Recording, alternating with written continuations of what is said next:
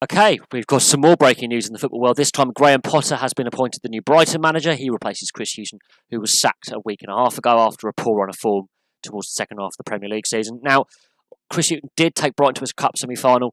Had they got to the FA Cup final and possibly won it, I don't think Chris Hughton is sacked, but he is. And to be fair, their league form was atrocious. They only just survived the drop. Cardiff just could not get enough points before the end of the season. They were only 2 points above relegation with Brighton. They were 17th. And it wasn't good enough. It was actually, they've declined from last season. They've actually fallen back a little bit. Now, Graham Potter, he's only had one season as a manager in English football, even though he is an Englishman. He spent most of his coaching career in Sweden with Ostersunds, and he did great things with that Swedish club, taking them from the bottom tier of Swedish football to the top tier and cup winners and European football last season. And they're still, guess what, a Swedish Premiership side now. So he's left a Swedish club in a strong position. He took them all the way through the divisions and won them some silverware. And for those who say, oh, it's only Swedish football, it's not one of the big leagues in Europe, that is still an achievement to take a club from semi-pro status to full professionals and silverware within a very short time frame. He did a very, very good job at Ostersunds. And that's got him the job in English football at Swansea. And to be fair, with all the uncertainty surrounding Swansea and financial constraints, he took them to 10th in the Championship in a rebuilding season. And they narrowly missed out on playoffs. So yeah, he's a pretty decent little manager, and he's young and he's energetic, and I think this is what football needs: is more young managers coming in, because some of the old guard, I think, are holding football back. I think he did great things at Ostersunds. He did a decent job at Swansea. As soon as Brighton triggered a release clause in his contract to discuss terms, he was going to be Brighton manager. Worst kept secret in football. I was expecting this news to break last night or yesterday morning. It didn't. Obviously, there was length of term to be discussed, I'll be assuming, and a fee for Swansea to get him out of his contract.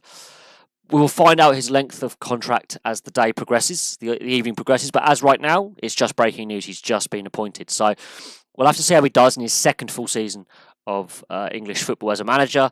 His first season in the Premiership. But his goal is to improve Brighton. And to be fair, what he did with Ostersunds, that's a pretty good track record. And there'll be those saying, oh, it's only Swedish football, but you have to look at it.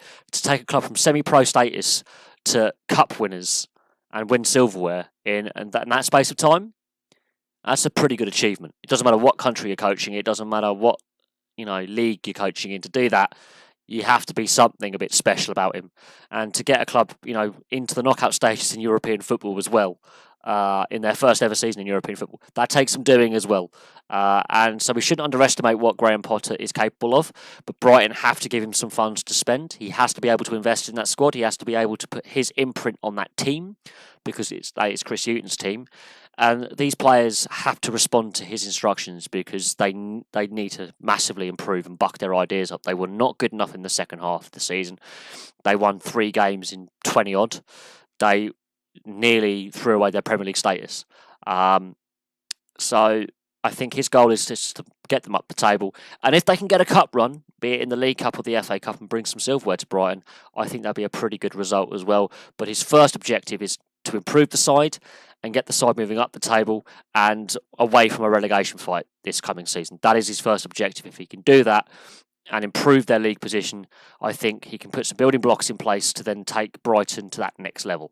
But there we go. Thank you very much for watching. Please like and subscribe if you are a Brighton fan. Are you happy with this appointment? And if there are any Swansea fans out there, what are your views on him leaving and who's going to take his place?